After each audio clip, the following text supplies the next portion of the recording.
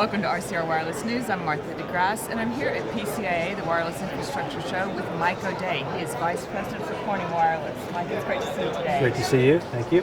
It's been almost 2 years now, I think, since you launched the One platform and started talking about this Converged Network with DAS as a part of that. So we'd like to hear an update on how that's going. Yeah, great. Thanks, Martha.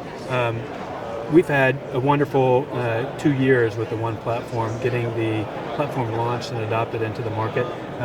We've seen a number of customers adopt the idea of convergence, and convergence is really around taking multiple networks that are deployed in a building, from network that deploys your LAN and your Ethernet applications to a Wi-Fi network to a DAS network, and converging them over one infrastructure to enable all of the applications, and the value prop has been overwhelming. We have seen in a number of deployments the economic benefits that customers are realizing by using one network and converging all of those applications onto one network. The bandwidth of fiber enables that. You have a high bandwidth pipe to the edge of the network that can enable things from IPTV to cellular applications and many things in between.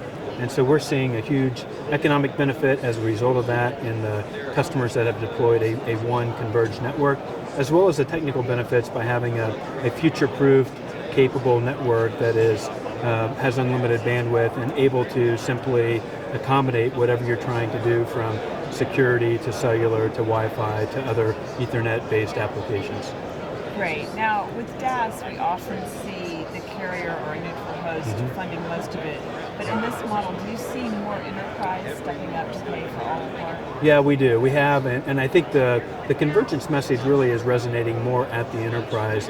When you think about an enterprise, they are often managing an IT infrastructure, a LAN infrastructure, other applications running off of that network, and then you have traditionally the cellular network, often funded or managed by the carrier itself. And so two separate groups, organizations.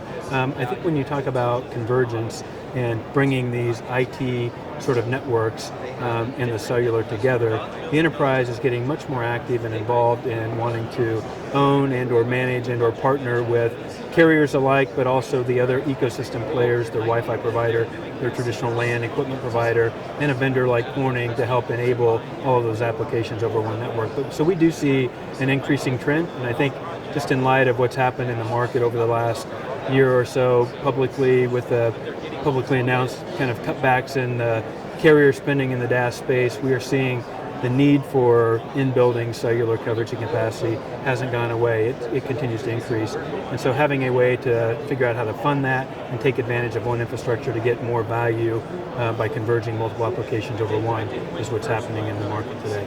Now, is there a minimum size enterprise that you're seeing this demand from, or are you kind of? Yeah, I think it's applicable to all enterprises. I would say typically, though, in the 100 to 200,000 square foot building is maybe a threshold where it really starts to make sense a lot, and where cellular coverage typically may not be able to be provided adequately from the macro network, and so you need a DAS or some sort of in-building coverage.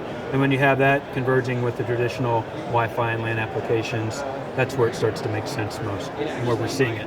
Okay, all right, great. Now with a lot of these in-building networks, it's the IBWave software that is used to design and track these networks, and I know that when you announced that you were buying IBWave on April 1st, a lot of people thought that was an April Fool's joke, but no, it's real.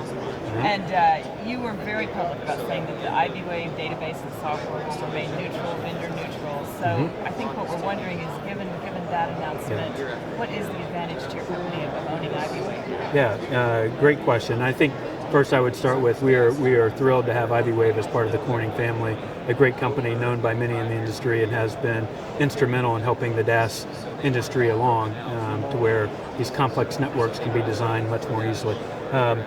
We are, and I would start before I answer that question, reaffirming what you just said. We are very committed to maintaining neutrality with IBWave. We've established a firewall between the organizations, and we look to honor that, and in fact do so in a very active way to make sure that OEMs, our competitors, our customers alike are have a lot of confidence in what IBWave has done and will continue to do in the future. So that's foremost. I think why Corning then, you might ask, if you're not going to do anything with them, why would Corning be interested in a company like IBWave? We look at the convergence of networks and buildings, and we look at the hardware. Corning is traditionally a infrastructure hardware participant in the space that we play in, and we see opportunities to increase or enable the what I would say the effectiveness of our platforms, not only in wireless but in other applications, wireline applications, through the use of software, application-based software.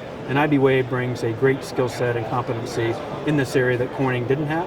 And so we look to leverage that competency in software to help better enable solutions like our one solution and others in fiber to the home and other applications that Corning plays to make more compelling offerings for our customers. Okay, so their software engineers will be working closely with yours. We will keep the IBWave, if you will, as IBWave is known in the industry today, separate, but we will also leverage their software competency to help other areas of Corning widely, Okay. both in telecom and other spaces as well. Other spaces too, right? Yeah. All right, Mike O'Day, Vice President of Corning Wireless. Thank you so much for your time. Great, thanks Martha. Good to see you.